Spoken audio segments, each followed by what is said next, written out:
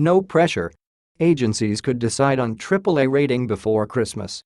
The fate of Australia's AAA credit rating could be no before Christmas, or even as soon as Monday afternoon.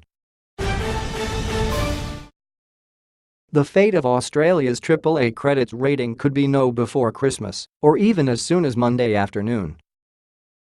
Spokesman for credit ratings agencies Moody's and S&P Global Ratings told the Australian Financial Review they could make a decision soon after the federal treasurer delivers the mid-year budget update on Monday.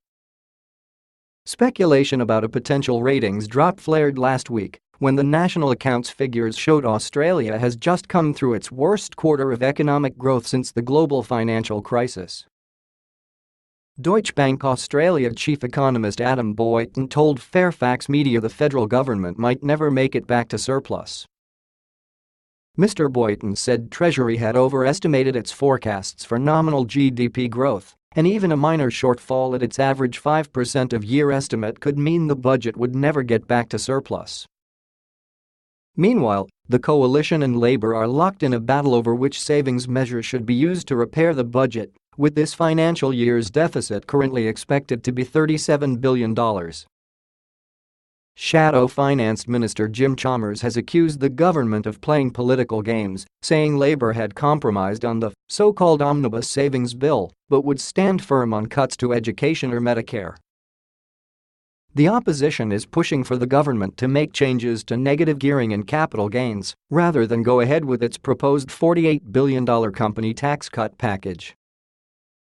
At the end of the day, the government can keep its big business tax cut or Australia can keep its AAA credit rating, but we can't keep both, he told Sky News. Credit ratings agencies had sounded the alarm bells over and over again, but Treasurer Scott Morrison refused to listen, he said. Yesterday, it was Mr. Morrison accusing the opposition of sabotaging the budget.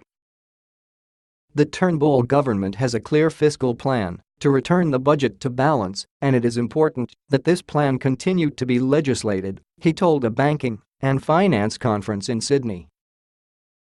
S&P downgraded its long-term outlook for Australia from stable to negative in July, warning there was a 1 in 3 chance the country could lose its coveted AAA rating within 2 years if it failed to pass budget repair measures.